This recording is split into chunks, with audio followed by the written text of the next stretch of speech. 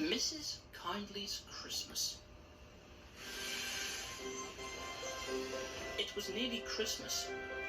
Annie and Clarabel were packed full of people and parcels. Thomas was having very hard work. Come on, he puffed.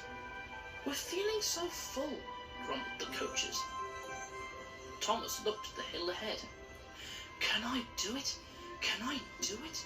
He puffed anxiously. Suddenly, he saw a handkerchief waving from a cottage window. He felt better at once. Yes, I can, he puffed bravely. He pulled his hardest and was soon through the tunnel and rested at the station.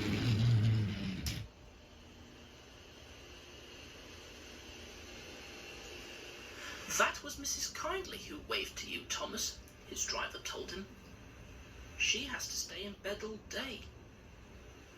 Poor lady, said Thomas. I am sorry for her. Engines have heavy loads at Christmas time, but Thomas and Toby didn't mind the hard work when they saw Mrs. Kyindley waving. But then it began to rain. It rained for days and days. Thomas didn't like it, nor did his driver. Off we go, Thomas, he would say. Pull hard and get home quickly. Mrs. Kyindley won't wave today.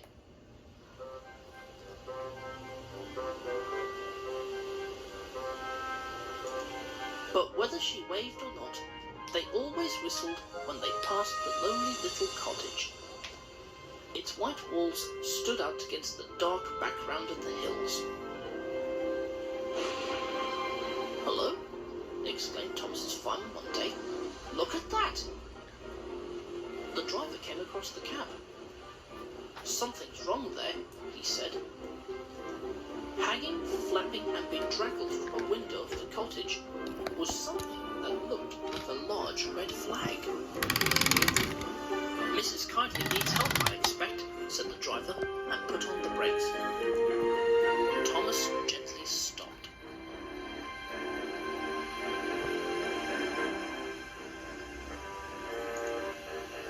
The guard came squelching through the rain up to Thomas's cab, and the driver pointed to the flag. See if a doctor's on the train and ask him to go to the cottage, then walk back to the station and tell them we've stopped. The fireman went to see if the line was clear in front. 2 passengers left the train and climbed into the cottage. Then the fireman returned. We'll back down to the station, said the driver, so that Thomas can get a good start. We shan't get up the hill, the fireman answered. Come and see what's happened.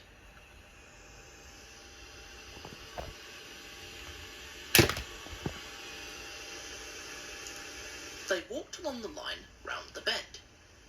Jiminy Christmas! Exclaimed the driver. Go back to the train. I'm going to the cottage. He found the doctor with Mrs. Kyindley. Silly of me to faint, she said. You saw the red dressing gown. You're all safe? Asked Mrs. Kyindley. Yes, smiled the driver. I've come to thank you. There was a landslide in the cutting, doctor, and Mrs. Kyindley saw it from her window and stopped us. She saved our lives. God bless you, ma'am, said the driver, and tiptoed from the room. They cleared the line by Christmas Day, and the sun shone as a special treat. First came Toby, then Thomas with Annie and Clarabel, and last of all, but very pleased at being allowed to come, was Henrietta. The Fat Controller was there, and lots of other people who wanted to say thank you to Mrs. Kyindley. Peep, peep, peep, peep, Happy Christmas! Whistled the engines as they reached the place. The people got out and climbed to the cottage. Thomas and Toby wished they could go too. Mrs. Kyindley's husband met them at the door. The Fat Controller, Thomas's driver, fireman and guard went upstairs, while the others stood in the sunshine below the window. The The driver gave her a new dressing gown to replace the one spoiled by the rain.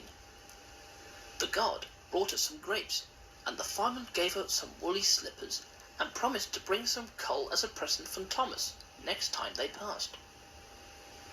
Mrs. Kyindley was very pleased with her presents.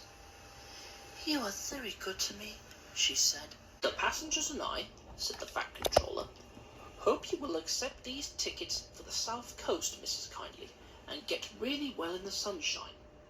We cannot thank you enough for preventing that accident. I hope we have not tired you. Goodbye, and a happy Christmas."